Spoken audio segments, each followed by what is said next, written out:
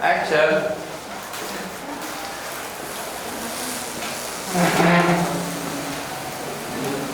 Assalamualaikum warahmatullahi wabarakatuh. We are from TBSM class 12 TBSM 2 Company 3. We are applied as Sunan Gunung Jati. My name is Karina Sulistiawati. I applied as narrator here. My name is Firdaus. I'm from 12 TBSM 2 and I as François Sumsang. My character is humble and wise. My name is Aditya Nugraha. I am here King of Pajajaran. My name is Yopi Hakim. I am prajurit. My name is Norin Himawaruta Herianto. I here as creator and panglima. My name is Abdul Aziz. I am as Patih Kerajaan Galuh Pajajaran. My name is Chandra. I play of prajurit. My name is Muhammad Ali. I is Jayabaya. My name is Jainal Arifin. Imply the fourth girl. My name is Gafar Ezekiel Hafiz. I am here as Sunan Gunung Jati. My creator is King and Wise.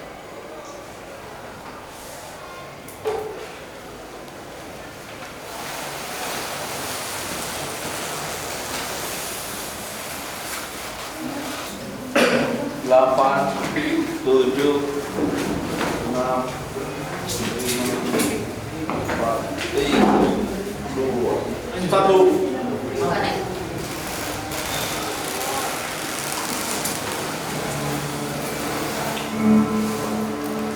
Sejak kecil, Syarif Hidayatullah sibuk dalam lingkungan keluarga yang kental dalam ajaran Islam. Karena dari zaman bapak beliau adalah putra Syarif Abdullah menekuni bersama nasabnya sampai kepada baginda Rasulullah Shallallahu Alaihi Wasallam. Setelah menyelesaikan masa belajarnya dari banyak ulama di Mesir dan Mekah, beliau kemudian menetap di Cirebon untuk membantu dakwah dari pamannya yang bernama Pangeran Mala Sungsang yang menjunjung Cakra Buana Raden Cirebon kala itu.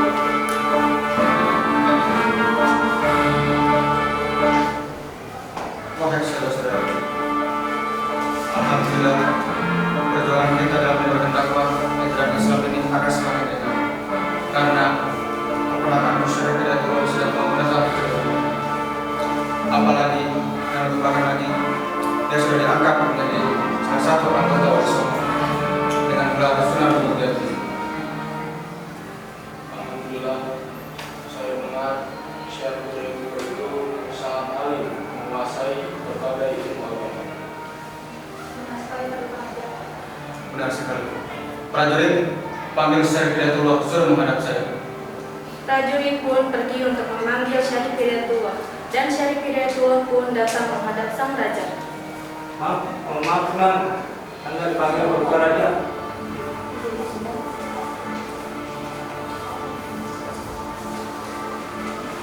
Assalamualaikum. Waalaikumsalam warahmatullahi wabarakatuh. Silakan.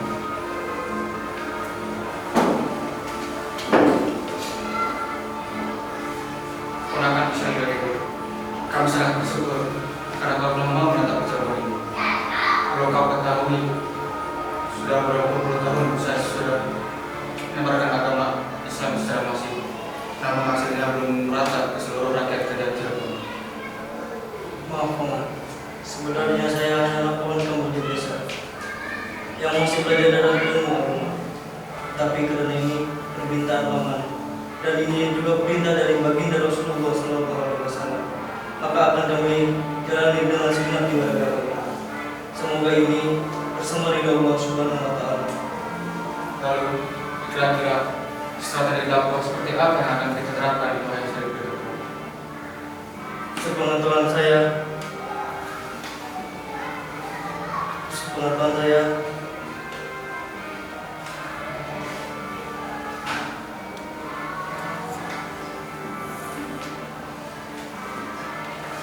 dengan cara lemah lembut, hati-hati kita harus mengambil contoh dari sikap-sikap tersebut.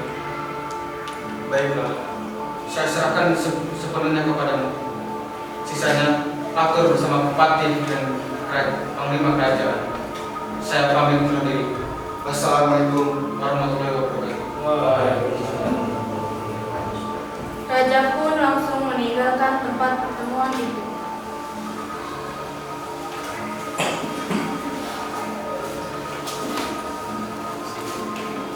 Pati, bagaimana Pati? Sebenarnya apa kendala utama terdakwa di Cipuan ini? Kendalanya adalah tidak ada kebebasan bagi kita berpendapatan. Sedangkan kerajaan Cirebon ini masih di bawah kekuasaan kerajaan Galuh Pajajaran. Namun mereka enggan memeluk Islam. Sebagai kerajaan bawahan, kita harus membayar upeti kerajaan Galuh. Ini sangat mendapatkan kami. Sedangkan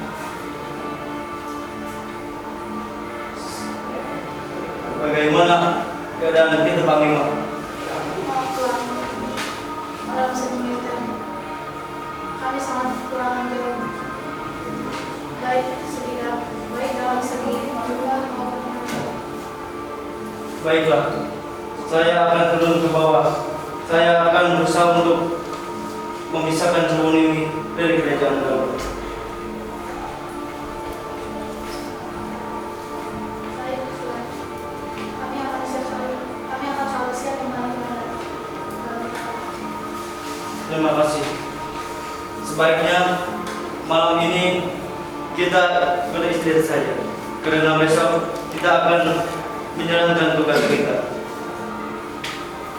Baik Tuan. Syarif Hidayatullah, Bupati dan Panglima pun meninggalkan tempat pertemuan.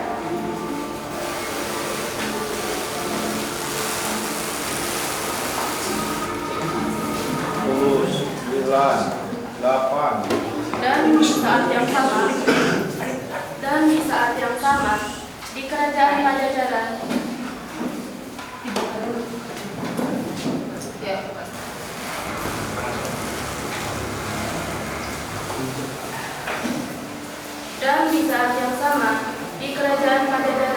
sang raja dan fakir sedang membicarakan keadaan kerajaan. Pati, saya minta laporan tentang seluruh kondisi kerajaan Galuh Pajajaran. Semuanya aman terkendali Tuanku. Namun kondisi keuangan kerajaan sekarang semakin menipis karena besarnya biaya pemberontakan beberapa tahun terakhir kali ini telah banyak menjalani kerabat. Kalau masalah itu, Pati, ada cara yang mudah untuk menghancurkan mereka dengan kekuatan kita. Ampun Tuanku, disitulah letak masalahnya. Banyak kerajaan yang mengurangi setorannya, bahkan tidak ada yang mau membayar sama sekali karena faktor ekonomi dan terjadinya bencana alam. Raja berpikir dan marah.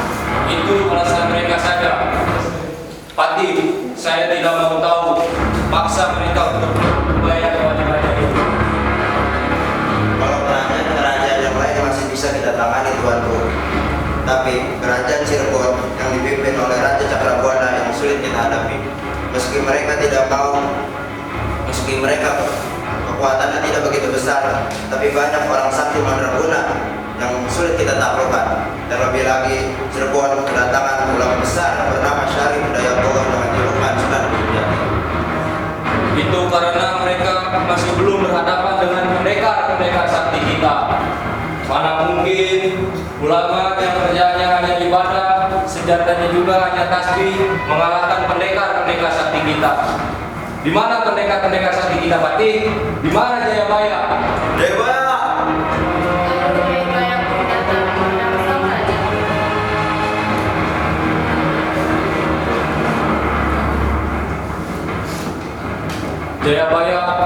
perintahkan kamu pergi ke Kerajaan Cirebon, paksa Cakrabuana untuk membayar kewajibannya itu. Kalau dia masih membangkang, paksa dengan cara kekerasan.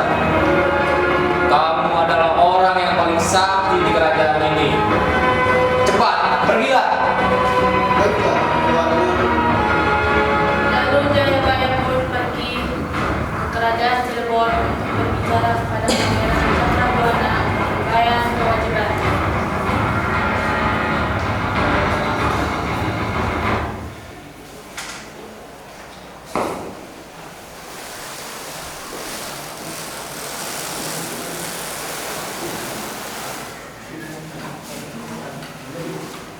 Sembilan, 8, 7, 6, 5, 4, 3, 2, 1. Di kerajaan Cirebon, sang Raja Cakrabuana sedang berbincang dengan Syarif Bidadari. Ketika sedang berbincang, tiba-tiba datang pendekar Jayabaya dari kerajaan Galuh Pajajaran meminta urus Raja Cakrabuana.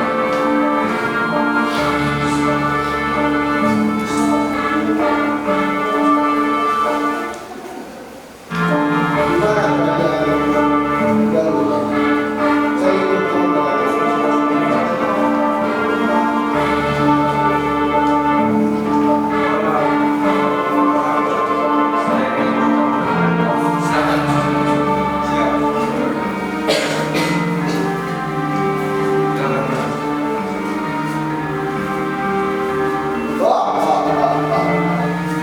Rupanya ini Raja Cirebon yang berani membangkang dan tidak berani membayar upeti kepada kerajaan Galuh.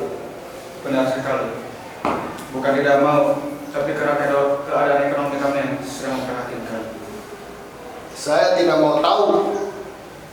Hari ini saya harus kembali ke kerajaan Galuh dengan membawa upeti yang sangat banyak. Maaf Tuan, sebaiknya Tuan sebagai utusan raja, Tuan seharusnya tidak seperti ini. Tuan seharusnya bicara dengan kepala dingin saja. Oh, kamu Syarif Bidadari itu yang kabarnya memiliki ilmu, ya kanuraga ilmu yang tinggi. Saya tidak punya kekuatan apa-apa. Karena rasanya kekuatan hanyalah milik Allah Subhanahu wa Ta'ala. Omong kosong, prajurit serang mereka. Kemudian saat itu juga terjadilah pertikaian.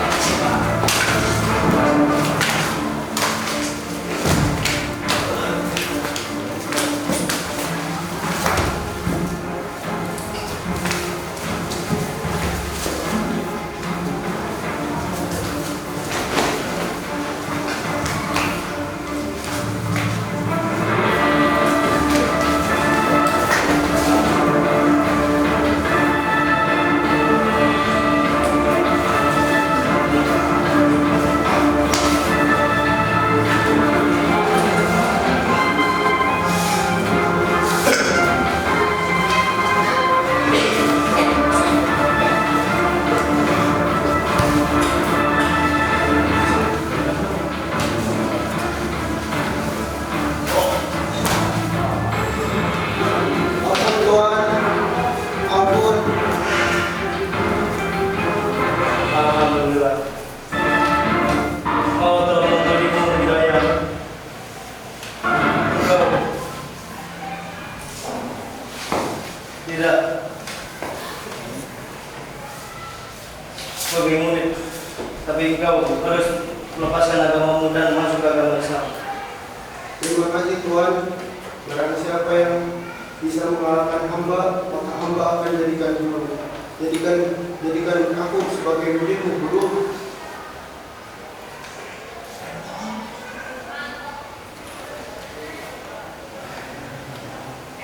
Alhamdulillah. Allah telah memberimu hidayah. Engkau tidak hanya sebagai murid, tapi engkau harus melepaskan agamamu dan masuk agama Islam. Baiklah Tuhan, saya akan masuk ke dalam agama Islam beserta murid-murid saya. semua harus mengikuti saya. Bersuara. Asyhadu an la ilaha illallah Asyhadu an la ilaha illallah wa asyhadu anna Muhammadan Rasulullah. wa asyhadu anna Muhammadan Rasulullah.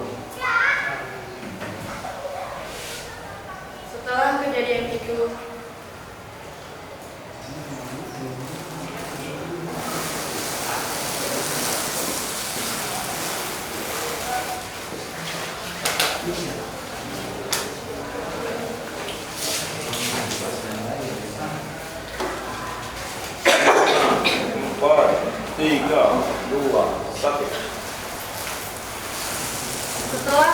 itu, Raja Cakrabuana mengangkat Syarif Hidayatullah sebagai penggantinya menjadi Raja Cirebon. Kerajaan Cirebon kemudian melepaskan diri dari kekuasaan Kerajaan Galuh Pajajaran, yang kemudian berujung pada runtuhnya Kerajaan Galuh Pajajaran. Cirebon pun memperluas wilayah kekuasaannya ke berbagai daerah di Jawa bagian barat, sampai ke Banten di ujung Bulu.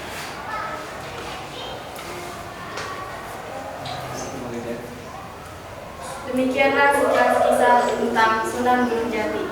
Apabila ada kesalahan, mohon dimaafkan. Terima kasih. Assalamualaikum warahmatullahi wabarakatuh.